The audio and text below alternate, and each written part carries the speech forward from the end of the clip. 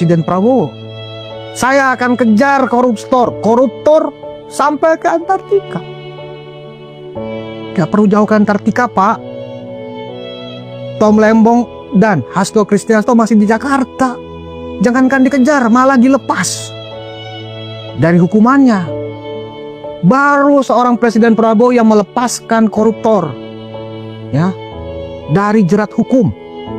Di Cina, Pak, koruptor itu dihukum mati tanpa ada kompromi. Saya juga masih ingat bagaimana Pak Prabowo mengatakan tanpa kompromi dalam pemberantasan korupsi, karena korupsi adalah penyakit bangsa yang menyedot darah rakyat. Karena itu, saya menaruh harapan, apakah masih ada celah untuk mengkoreksi keputusan Presiden dalam memberikan hak prerogatifnya itu.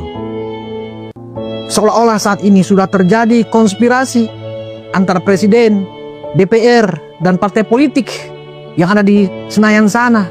Karena memang aturannya seperti itu, prosedurnya seperti itu.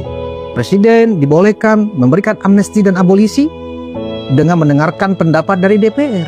DPR itu ya sudah menyetujui. DPR itu kan anak buahnya dari Presiden saat ini.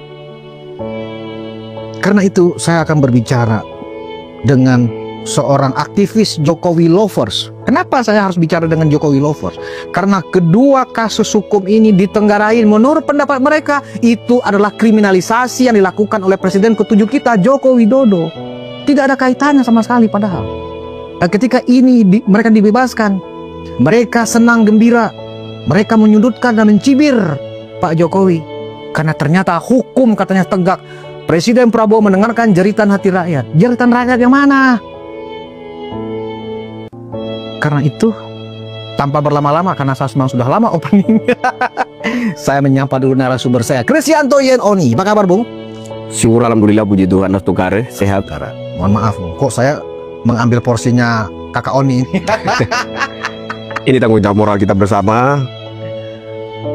Kita harus sama-sama bersuara karena ini menyangkut masa depan bangsa, saya kira.